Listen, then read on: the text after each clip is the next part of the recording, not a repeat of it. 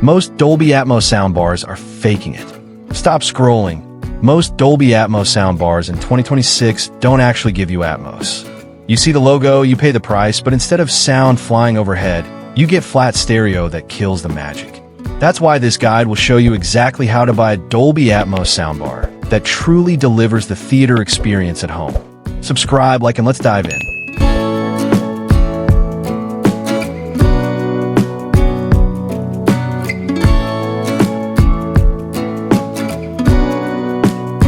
What is Dolby Atmos in 2026? So let's clear the air. Dolby Atmos is still the king of immersive audio, and in 2026, it's everywhere. Netflix, Disney+, HBO Max, Apple TV+, even gaming on PS5 and Xbox. But here's the catch. Atmos is not one-size-fits-all. Some soundbars deliver true Atmos, with dedicated up-firing drivers that project sound to your ceiling and reflect it back down. That's how you hear voices above you, planes soaring overhead, or bullets whizzing in a full 3D bubble. Other soundbars, they fake it. They use virtual Atmos, which relies on digital processing to pretend there's height. On paper, it looks the same. In practice, your ears know the difference instantly. And this is why buying a Dolby Atmos soundbar in 2026 is tricky. Because unless you know how to spot the difference, you could spend thousands and never hear real Atmos at all. Point 1. True versus virtual Atmos. Here's the #1 trap in 2026. Most people think Atmos is Atmos. They see the word printed on the box, they trust the brand, and they believe they're getting the same thing their local cinema delivers. But that's not how it works. The reality? There are two very different kinds of Atmos: true Atmos and virtual Atmos. And once you understand the difference, you'll see why some bars completely change your movie nights, while others leave you disappointed. Mini hook. One of these versions makes your room feel like a dome of sound. The other just fakes it, and it's easier than you think to get fooled. True Atmos. True Atmos means the soundbar has physical up-firing drivers built into it. These speakers don't just shoot sound forward. They push it upward, bouncing effects off your ceiling. That's how the sound of thunder cracks above your head, or a helicopter feels like it's circling in the sky. It's not just marketing, it's physics. Real speakers, real reflections, real height. This is the Atmos experience that gets people hooked because it feels like you're inside the movie instead of just watching it. Virtual Atmos. Virtual Atmos, on the other hand, is mostly software trickery. The soundbar uses processing to widen the soundstage, making it feel taller and broader than stereo. Does it help a little? Sure, in some rooms it can add depth. But does it ever feel like true overhead sound? No. Think of it like this. Virtual Atmos is the illusion of height. True Atmos is the reality. One is a smart trick, the other is the real deal. And here's the kicker. You can pay almost the same price for a virtual Atmos bar as a true one. Unless you check carefully, you'll never know until it's too late. The bottom line, when shopping in 2026, the very first thing to ask is, does this soundbar have real up-firing drivers, or is it just virtual Atmos? If you skip this step, nothing else matters. You'll never hear the magic Dolby Atmos was designed to deliver. Point 2. Channel configuration. Here's where most people get lost. The numbers on a soundbar. You've probably seen things like 3.1.2, 5.1.2, 7.1.4, but what do they really mean? And more importantly, how do you pick the right one for your home in 2026? Because the truth is, these numbers aren't random. They're the blueprint of your sound experience. And one wrong choice can shrink your Atmos effect from a dome into a flat wall. Breaking it down, the first number is the main channel's left, right, center. The second number is the subwoofer, that chest punch bass. The third number is the high channels, your ticket to Dolby Atmos overhead effects. So a 5.1.2 system, that's 5 main channels, 1 subwoofer, and 2 up-firing drivers. A 7.1.4, that's 7 main channels, 1 subwoofer, and 4 overheads. Bigger numbers equals more immersion. Which one do you need? Here's the secret. Bigger isn't always better. For apartments or smaller living rooms, a 3.1.2 or 5.1.2 delivers amazing Atmos without overkill. For medium to large living rooms, a 7.1.2 is often the sweet spot. Rich surround, strong Atmos height, not too cluttered. For home theater fanatics, go to 7.1.4 or higher. This is where movies feel jaw-droppingly real, with sound wrapping from every angle and above. It's like choosing between a family car and a sports car. Both drive you home, but only one gives you that adrenaline rush. The bottom line: don't chase numbers just to brag. Match the channel setup to your room and lifestyle.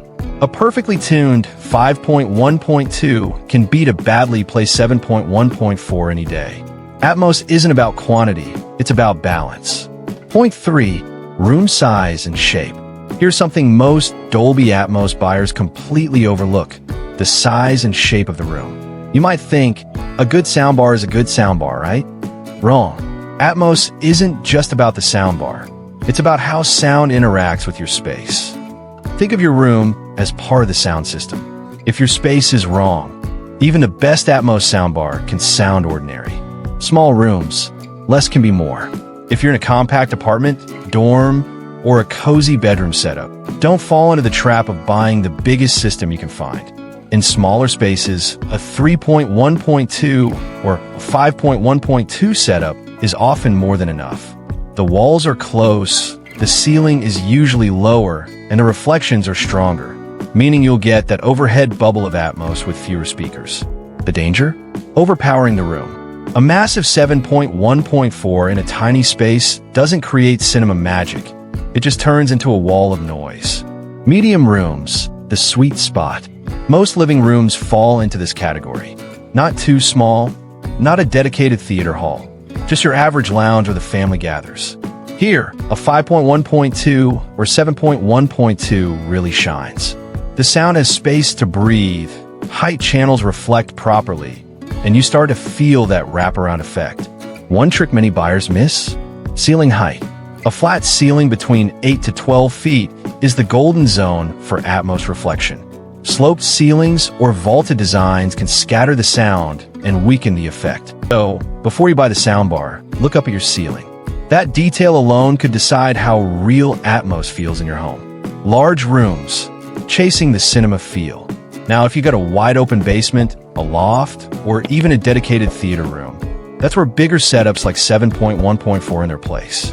Large spaces swallow sound. Without extra drivers and subs, the Atmos effect gets lost in the air. Here, you need more channels to push sound across every corner, ensuring no seat feels left out. And don't forget, a larger room also demands a more powerful subwoofer. Bass is the foundation of cinema audio, but in big spaces, weak subs fade away fast. A strong wireless sub, or even a dual subwoofer setup, can make all the difference. Shapes matter too. A square room behaves differently from a long, rectangular room. Square rooms often create standing waves, those awkward moments where bass is booming in one corner but nearly invisible in another. Rectangular layouts tend to allow better sound distribution, especially for Atmos reflections. If your room is oddly shaped, like an open floor plan with no clear walls, don't expect a traditional Atmos setup to perform the same way. That's why you might want to lean towards soundbars with built-in side-firing drivers or models that use AI room calibration. These adapt the sound to the environment, correcting what physics messes up. The bottom line, don't just ask, which soundbar is best? Ask instead, which soundbar is best for my room? Because Atmos is as much about your space as it is about the tech itself. Match the system to your environment, and suddenly even mid-tier models can sound premium. Mini hook. Your room isn't just where the soundbar lives. It's the invisible partner in every Atmos experience. Get that right, and you've already won half the battle. Point 4. Connectivity and future-proofing. Here's the truth. Dolby Atmos isn't just about the sound. It's about how that sound gets into your system. And in 2026, connectivity has become the silent deal breaker. A soundbar with poor connections is like buying a Ferrari with no gas pedal. It looks amazing, but you can't unleash its power. Mini hook. Before you fall in love with big specs, ask yourself, can this soundbar keep up with your devices, not just today, but years from now? HDMI ARC versus eARC, the crucial difference. A lot of people still confuse ARC, audio return channel, with eARC, enhanced audio return channel. ARC was yesterday's standard. It works, but it compresses Dolby Atmos. eARC, on the other hand, supports full, uncompressed Atmos and lossless audio formats. That means clearer sound, richer detail, and a future-proof connection for 4K and 8K devices. If your soundbar doesn't have eARC in 2026, it's already behind the curve. Even mid-budget TVs now include eARC, so your sound system should too. Wireless options, freedom or compromise.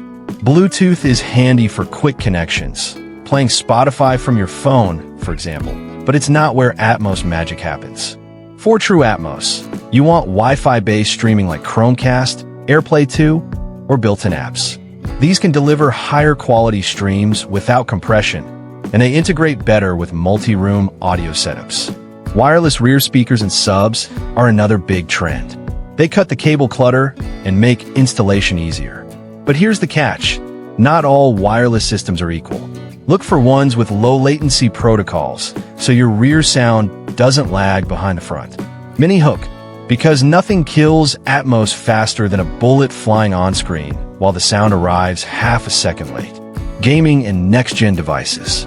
If you're a gamer or planning for the future, you need to think about HDMI 2.1 pass-through. This allows your console or PC to run 4K per 120 Hz or even 8K signals through the soundbar without losing performance. Some cheaper models skip this, locking your system into outdated bandwidth. Atmos gaming is also becoming a standard, with Xbox, PlayStation, and even PC titles adopting it heavily in 2026. A future-ready soundbar should support VRR, variable refresh rate, and ALLM, auto low latency mode, pass-through, keeping both visuals and sound in sync for ultra-responsive play, streaming, and app support. Remember, Dolby Atmos isn't just for Blu-rays anymore. Netflix, Disney+, Prime Video, and Apple TV all stream Atmos content. A soundbar with built-in smart features, like direct app integration, can cut out extra devices. But even if you don't use those features, make sure the bar can decode Atmos properly from your streaming device or TV. Future-proof thinking. Technology moves fast. You don't want a soundbar that feels outdated in 2 years. Look for brands that push firmware updates, support new codecs, and have strong ecosystems. A Samsung Q990 series, a Sonos ARC, or a Yamaha True X in 2026 isn't just about hardware. It's about staying updated as formats evolve. Mini hook. Think of your soundbar not as a gadget, but as a long-term partner. The right connections today mean it'll still shine tomorrow. The bottom line, connectivity and future-proofing might not sound sexy compared to booming bass or cinematic high channels, but they're the backbone of the whole experience. Get them wrong, and your Atmos dreams collapse. Get them right, and you'll have a system that grows with you for years. Point 5, brand ecosystem. Here's where most buyers miss the bigger picture. Everyone looks at sound quality, channels, and features, but what about how your soundbar fits into your world? That's where brand ecosystem comes in, and in 2026, it's more important than ever. Mini hook. Buying a soundbar isn't just a one-time decision, it's choosing a team. And the wrong team can lock you into limits you didn't see coming. Why ecosystem matters. Think about Apple.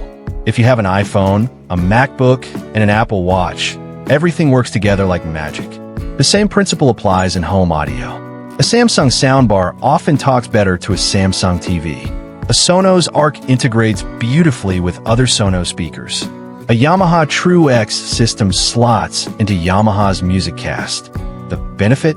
Seamless control, better compatibility, and sometimes even enhanced performance features you can't get if you mix brands.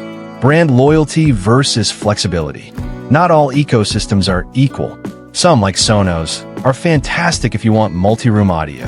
You can start with a soundbar, then expand with wireless speakers throughout your house, all linked in the same app.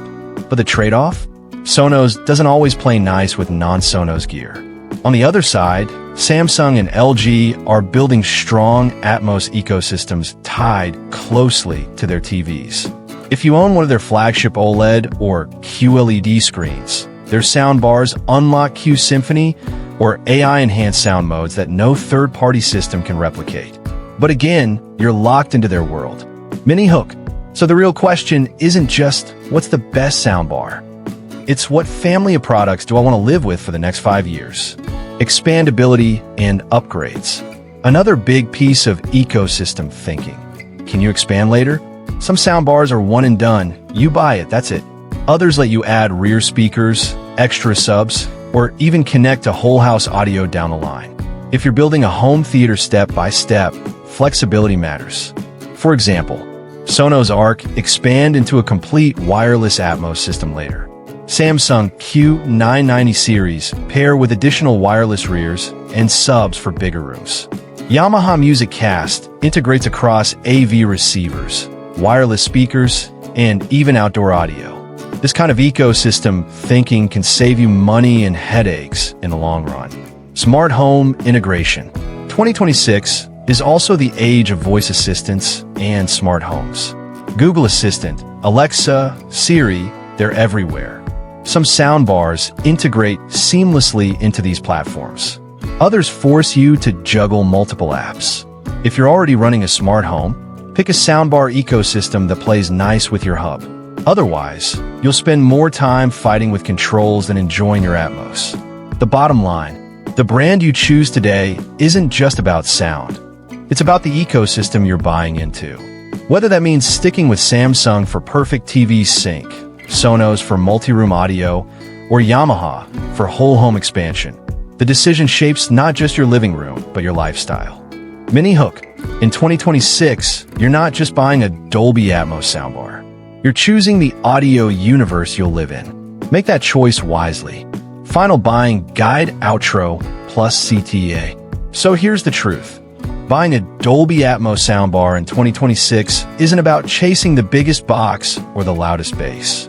It's about making a smart, personal choice. You've seen how much true versus virtual Atmos can change the experience. You've learned why channel configuration isn't just a number. It's the DNA of your sound. You've discovered how room size and shape secretly decide whether Atmos feels cinematic or flat. You've seen how connectivity and future-proofing protect your investment. And you've understood why the brand ecosystem matters as much as raw performance. All of these pieces add up to one simple reality. The best Dolby Atmos soundbar for you is the one that fits your room, your devices, and your lifestyle. Not your neighbors, not the reviews alone, yours. Mini hook. Because Dolby Atmos isn't just technology. It's an experience that should feel tailor-made for your world. What to do next? If you're ready to buy, use this guide as your roadmap. Ask yourself, do I want real Atmos or a virtual simulation? What's my room shape and size? Will this soundbar still be powerful in 3 years? And most importantly, which brand family do I want to live with? Answer those questions, and the best Atmos soundbar stops being guesswork. It becomes clear. Call to action. If you found this guide helpful, make sure you subscribe to the channel because we're just getting started with 2026 home theater breakthroughs. Hit the like button if you want more deep dive guides like this, and drop a comment telling me which Atmos system you're leaning toward.